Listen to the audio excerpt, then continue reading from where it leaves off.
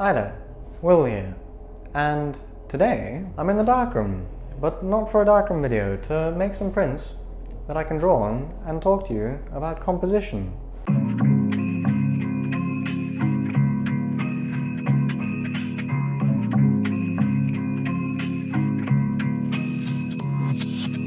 This isn't going to be a video where I Google how to compose a photograph and then relay to you some of the tips that I found online.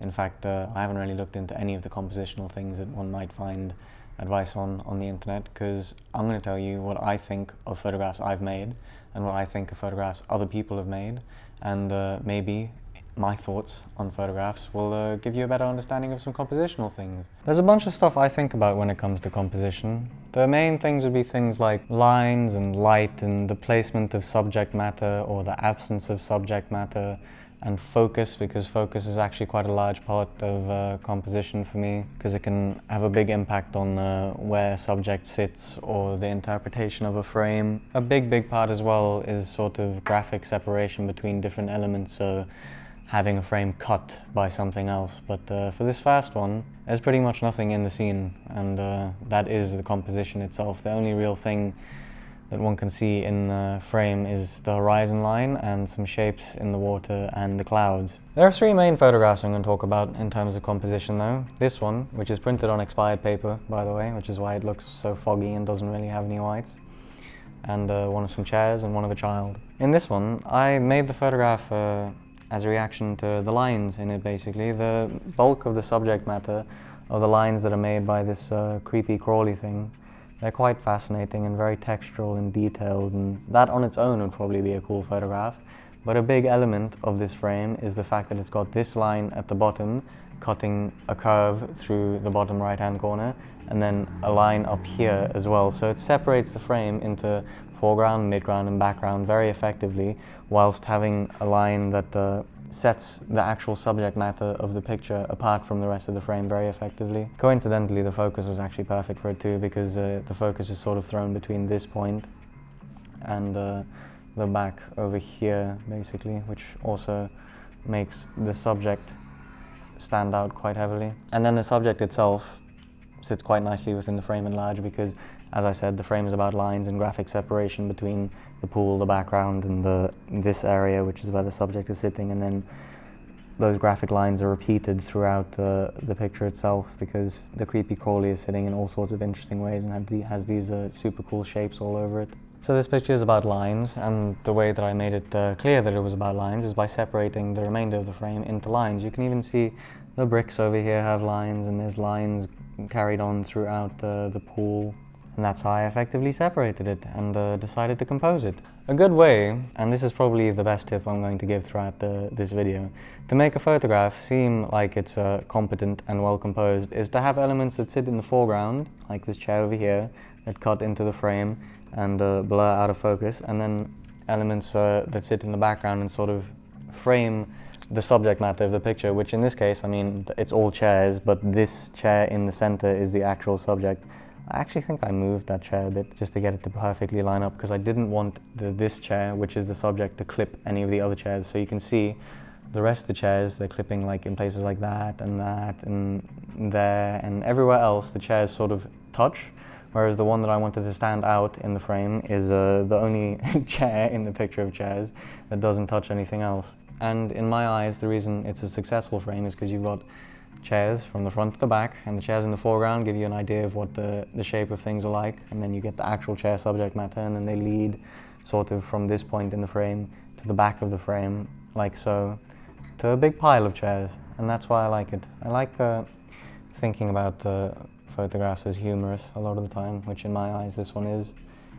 So what I'm getting at here is that basically the most effective way to make a photograph seem well composed, and to compose a photograph well, is to have a foreground, a midground, and a background that all say something about the subject matter that you're trying to convey. So for this one, it's the fact that there's lines and shapes, and the lines separate the subject matter from the remainder of the frame. And in this one, because it's about chairs, it's chairs throughout. In this frame, which I made on the set of a micro music video that my friend Kent helped make. The subject matter is obviously the kid who's sitting in the very center of the frame, but the reason it's compositionally interesting is because there's this rope that carries throughout the image that sort of cuts into the main subject matter and leads from one side of the frame to the other. So you've got this rope separating things into graphic elements, and the child himself in quite an interesting pose. It's sort of very dynamic, and he's looking off to the side. I'm not really going to talk about gaze, but his gaze is interesting in the frame, and that's why I composed it the way I did, because there's more space on the left over here than there is on the right-hand side of the frame. You can see it's sort of cropping him in where his foot sits over here. And that's because he's looking off that way. He had been looking off that way because someone was talking to him, and I decided that having space on this side of the frame would help allude to the fact that there was more going on to the left-hand side, and that's why he's looking in that direction. It makes it feel more breathable. If the image were cropped here and I decided to give more space and context as to what is going on the right-hand side, then the picture wouldn't sit as nicely in my eyes, because he'd be looking off the picture entirely, and that doesn't make sense compositionally. Medium format film is also super fun to work with because it gives you really clear separations between foreground, midground and background. The blur isn't so intense that you can't see what's going on most of the time with the aperture that I like to shoot on, but it's also soft enough in the foreground and the background for you to get an idea of what's going on. And we'll talk about focus more shortly.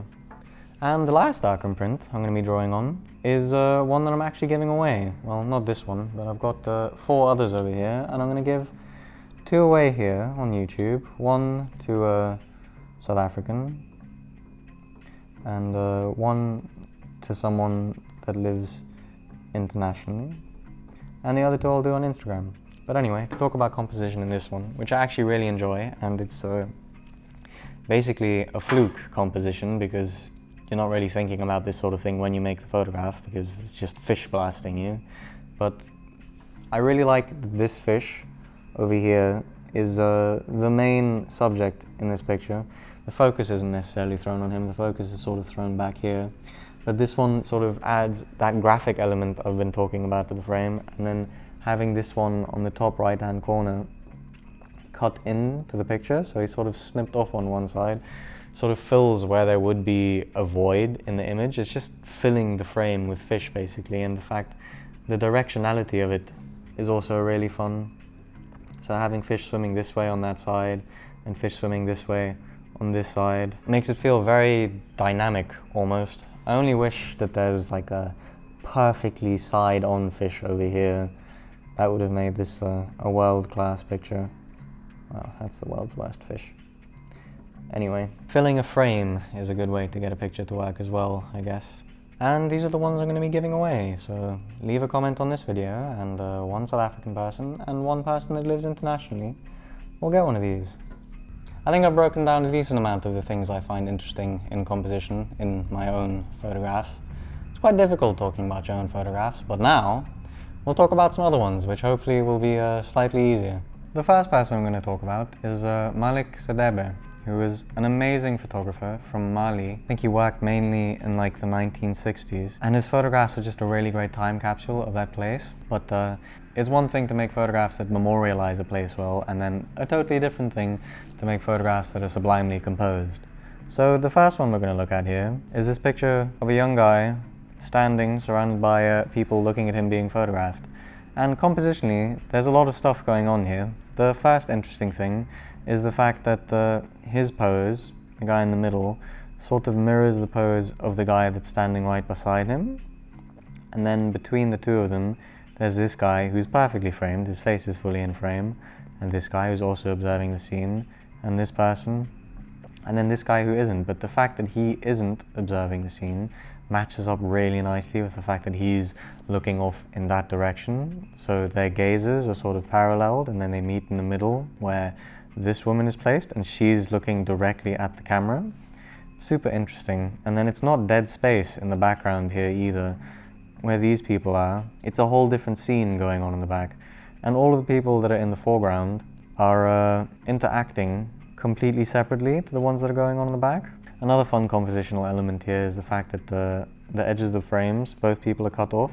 It provides a decent sense of scale in the idea that there's stuff going on outside of the picture that these two are cut off over here. And what all of that is, essentially, is a placement of subject within frame, which is a really interesting concept. And there's another couple of Malik Sadegh pictures that I'm going to show here that are also really interesting in terms of placement. You can see this is obviously very posed. He wasn't only like a documentary style photographer, as you can see in these party pictures, which is what he's most famous for. He also did a bunch of fashion stuff, and obviously these people aren't about to murder each other with rocks, but the way that he's composed it is super interesting because it's the same shape going on between the two of them, contrasting, opposite, and the fact that they're leaning into each other makes things feel decently intense and balanced, because what it is a square picture where one half almost mirrors the other in quite a similar fashion to the mirroring that's going on between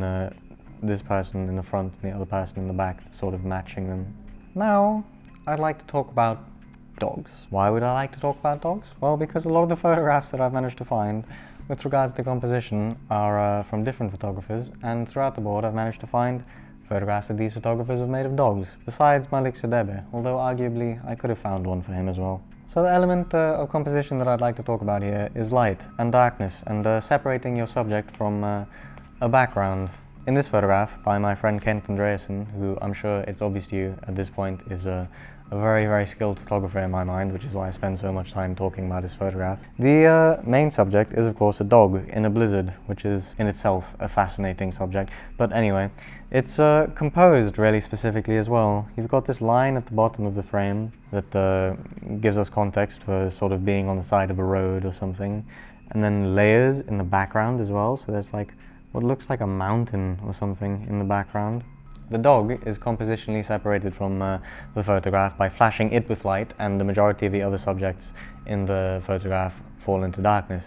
Whereas in this Jack Davidson photograph, all of the subjects besides the dog are in light, and the dog itself falls into darkness. So it's a silhouette, whereas the other one is sort of a reverse silhouette. And the fact that the Jack Davidson photograph has a reflection in it as well also adds a bunch of compositional interest to it, because what we're looking at is essentially a sticker of this dog, because that's all that really remains of it, and then alongside it elements of the frame that make it almost more painterly. So this leg that sticks out here sort of turns into something that isn't a leg, it just turns into graphical blocks. It's a very graphic picture. It's all about light and dark, and then sort of in between midtones and what those midtones do for the photograph, because essentially in this image we've got a dog, which could be a sticker just like that, the background for the dog, and these little graphic elements of the reflection, which turn it into quite an interesting thing. And when you start to think about photographs in this way, sort of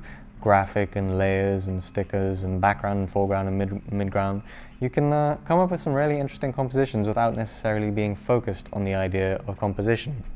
For more dog photos, here's one by Jens Igvason and Thomas Pryor. Because you can easily get lost in the thought that, oh, dogs aren't good subject matter because so many people have photographed dogs and I can't make a photograph of the dog that's interesting. But I mean, looking at these, it's quite apparent that no matter how many times dogs have been photographed, there's always going to be a new take on it. And I guess it's up to you which of them you think is your favorite. I'm leaning towards the Thomas Pryor one at the moment. But again, the Jens Igvason one has this element of cropping subject matter and leaving breathing room on one side. So it feels more wide open than it is, and almost directional, because the fact that there's this open space on one side of this very wrinkly dog makes it seem like the dog's sort of moving in that direction. He stopped for a moment to turn and look back at what I suppose is his handler or owner. Here's another Jack Davidson picture of a dog, which I really enjoy. When I saw this, I was quite flummoxed, because I've had this picture in my head for a while, wanting to make something almost exactly like this. Maybe sharper, but the lack of sharpness in this frame almost adds to it. And this frame is again quite graphical, like the other Jack Davidson photograph, because it's filling the frame essentially with this dog. So the only thing in the frame is the dog and the background, which you can do when it's a subject like that. And again, for a comparison between silhouette and reverse silhouette, here's a picture by Mark Mahaney, part of his project Polar Night, I think, which is just also really wonderful. The perkiness of this dog's ears are just awesome. And the textural background is a chain link fence again, similar to the Thomas Pryor photograph, but so different in their execution. And that's the beauty of photography. Composition, light, and One's choices in framing can make such a huge difference even if you're shooting the same subject matter. Another Jack Davidson photograph. I'm sure at this point you'll know what I'm about to mention here, which is placement and the idea of having different elements in frame cropped out. Obviously the main subject is this person over here, but having these bits of other people come in and crop out is really an interesting way to add interest to a frame. It just makes things feel more full. Jack Davidson's work seems very graphical to me, and that's what I really enjoy about it. I'm quite keen on graphic elements in my own work. Here again, this picture has an absolute stack of dead space in the top, which is a failing in the eyes of many, if you want to be a technical rule of thirds perfectionist, I guess. But it's such an interesting frame because of the line that carries throughout it on this rhino and into the next one, and the fact that this rhino is chopped in half and the other half of this rhino could very well be this one. It's like another very graphic photograph from Mr. Davidson, because it could very well just be a collage of the backside of one rhinoceros and the front side of another, but because it's a photograph, it's what makes it so interesting. Having that compositional element and making a photograph that looks graphic and collagey in its execution is a super strong compositional choice and way to go about things. For some more intense examples of focus and out of focus, here's another Jack Davidson photograph next to a Kent Andreasen photograph. And what you'll notice is that the entire foreground in these is out of focus, and that becomes a compositional element. So the only thing that's in focus in these is the background, but having the foreground out of focus sort of serves two purposes. It turns what would be quite sharp and intense into this like soft texture almost, and then throwing the focus onto a different subject in the background, like the surfer in the Andreasen photograph, just makes things seem very thought out and compositionally savvy. Like I was saying earlier, there's a lot of tricks one can use to get good compositions out of things, and that's why you'll very often see people just willy-nilly throwing subject matter in the foreground out of focus, because it gives the illusion of technical prowess in photography. Because if you're deliberately doing things like throwing things out of focus, then it makes it seem like you know why you're throwing things out of focus, which a lot of the time photographs you'll see don't actually have any reason for throwing things out of focus beyond seeming technically adept. Whereas in this Davidson photograph and the Kent one, it serves a very specific purpose, and that purpose is graphically separating things. There's so much in good photography and good composition that is mirrored in good graphic design, I reckon. Not that I know a lot about graphic design, it's just things like this, turning people into stickers and subjects into stickers, makes for such interesting photographs because the eye is really pleased by it. It's really easy for your eye to follow things. Outside of focus, you've got elements like lines, and in these Mark Mahaney pictures, the main thing that's going on is lines. Obviously, you've got beautiful reproduction, like the colors and the softness of things is super interesting, but at the bottom of it all, you've got good composition, like these lines that cut throughout the frame, and the fact that the backing for the lines of this fire escape are also lines. It just makes things feel very textural and well thought out. And in this one of the music stand, you've got the lines in the music stand, the shadow lines, the lines in the suit, the lines in the trombone which turn into curves, and the music lines, which is the real killer aspect of this photograph, because it makes it very apparent that the person who made it, Mr. Mark Mahaney, was very intentionally making a line picture. And the last compositional element I'm going to get into talking about, looking at a bunch of Kent pictures again, is the graphic nature of things and separating subjects into different elements. So in this one, you've got the element of this beautiful textural red dam wall. Then you've got the dam itself in orange and in blue. Then you've got this landscape which curves in from the side. Then you've got the mountainous landscape and the sky itself populated by clouds.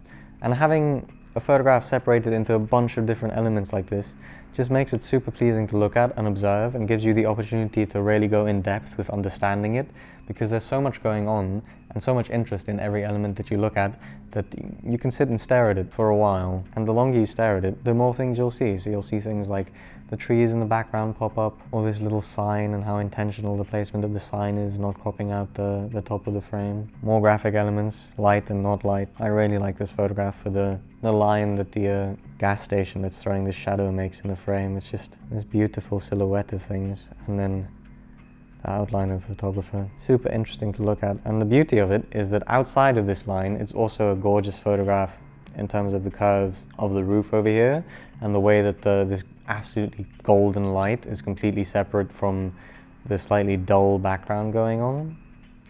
Really fun and interesting to look at. And the more you break it down, the more you'll see. So you've got like these square elements over here which make things fun. And to end things off, I'm going to talk about some of my own photographs again. This one I really enjoy, and it's almost purely coincidental because I was being blown off the mountain when I made this, if you watched the video. But the graphic element of this mountain in the background, cutting through the shapes in the foreground, is really fun. And then compositionally, having things pop up in odd numbers is always seen as desirable for some reason. So there's 5 fire people, and the 5 fire people make this an odd number, and their dynamic pose is really cool.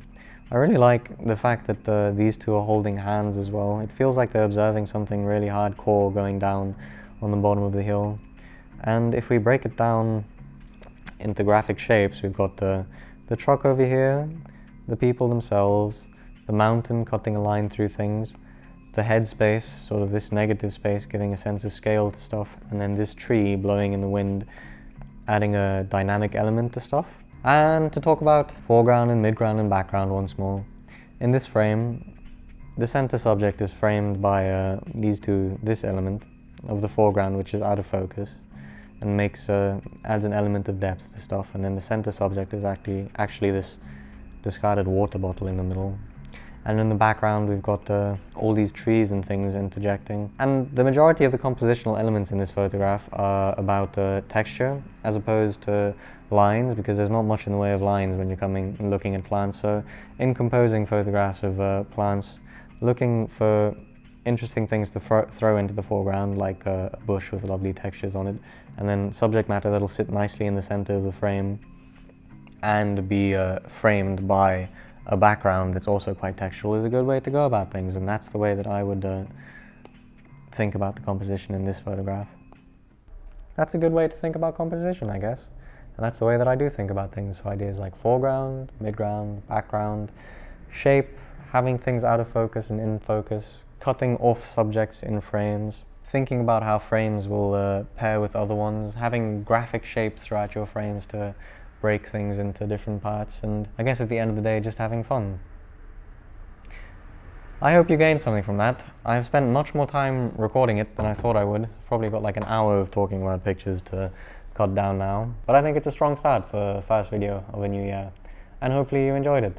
Let me know what you think in the comments, and if you want to print, leave a comment. One international person and one local person will get one here, and on Instagram as well.